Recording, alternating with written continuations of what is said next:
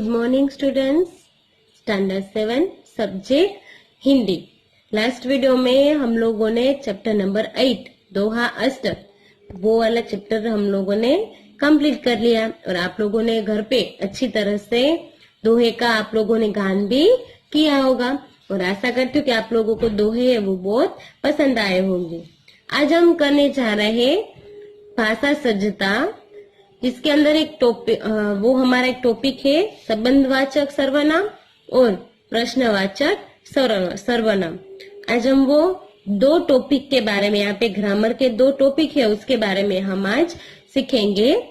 तो आप लोग text book page number open कीजिए 46, उसके अंदर है भाषा सज्जता।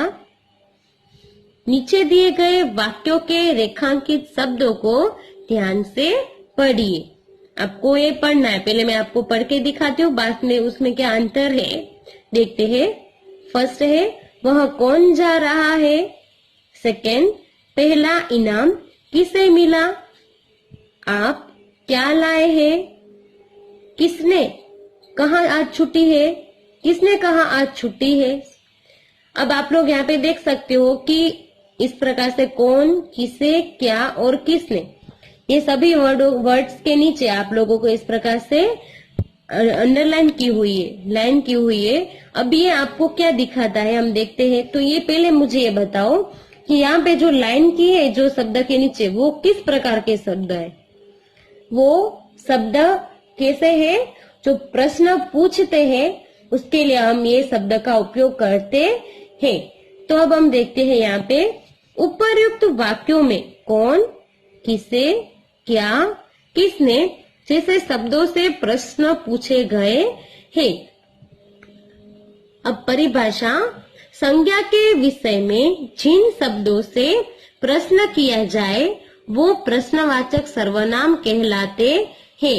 जैसे कौन, किस, क्या, किसने, कब, कहाँ, ये सब क्या है प्रश्नवाचक सर्वनाम। यानी कि ऐसे शब्द कि जिसकी मदद से हम प्रश्न पूछते हैं, ऐसे शब्दों को प्रश्नवाचक सर्वनाम बोला जाता है, कहा जाता है।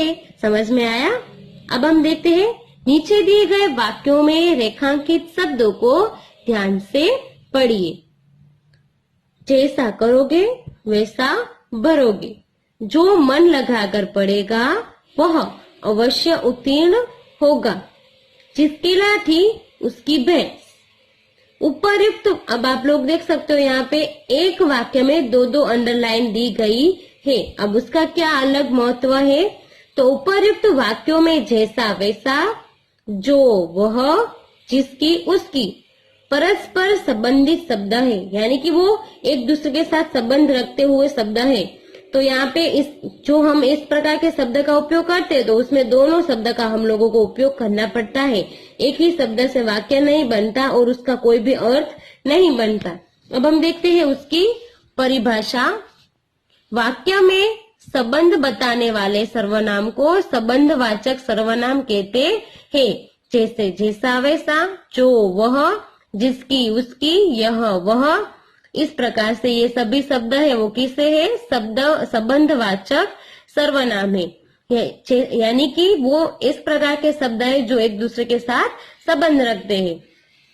अब नीचे देखते हैं, नीचे दिए गए वाक्यों में रेखांकित शब्दों को सब प्रश्नवाचक और संबंधवाचक सर्वनाम में वर्गीकृत कीजिए। अब हम देखते हैं यहाँ पे फर्स्ट कि कौन सा प्रश्नवाचक है और कौन सा संबंधवाचक सर्वनाम है। वह कौन आ रहा है, तो ये कौन है वो क्या है, प्रश्न पूछा गया, यानी कि वो प्रश्नवाचक सर्वनाम है। उसके बाद सेकंड नंबर, जैसी करनी वैसी भरनी, यानी कि यहाँ पे दोनों शब्द परस्पर जुड़े हुए हैं, यानी कि ये क्या है, संबंधवाचक सर्वनाम। थर्ड नंबर पर है, जो चलता रहेगा वह मंजिल तक पहुंचेगा। तो जो और वह ये संबंध दिखाते हैं एक दूसरे के साथ, तो ये संबंधवाचक सर्वनाम है। आज का इनाम किसे मिलेगा, तो ये प्रश्न पूछा गया है तो ये प्रश्नवाचक सर्वनाम है। उसके बाद है जिसकी मेहनत उसकी सफलता। जिसकी और उसकी ये दोनों परस्पर जुड़े हुए शब्द है, इसलिए ये संबंधवाचक सर्वनाम है। उसके बाद है 6 नंबर, आप क्या ढूंढ रहे हैं। तो यहाँ पे क्या है, वो क्या है, क्वेश्चन पूछा है इसमें, तो ये प्रश्नवाचक सर्वनाम है। उसके बाद 7 नंबर, किसने कहा आज मेहमान आएंगे। तो यहाँ पे किसने है वो भी क्या है, क्वेश्चन वर्ड है, यानी कि ये प्रश्न पूछता हो ऐसा शब्द है, यानी कि ये प्रश्नवाचक सर्वनाम है। तो अब आप लोगों को ये 7 महीना भी आप लोगों को कराए हैं। आप लोगों को यहाँ पे दिए गए वर्गीकृत करने हैं, कौन प्रश्नवाचक सर्वनाम है और कौन संबंधवाचक सर्वनाम है। ठीक है, अब आप लोगों को ये वाला टॉपिक समझ में आ गया हो तो अब आप लोगों को ये वाला वर्कबुक के अंदर कंप्लीट करना है। तो आज से हमारा यहाँ पे टेक्स्ट बुक के अंदर लेसन का सिलेबस कंप्लीट होता है। अब हम करेंगे लेखन विभाग लास्ट वीडियो से। तो आज से हमारी टेक्स्ट बुक में जो सिलेबस है वो कंप्लीट हो गया है।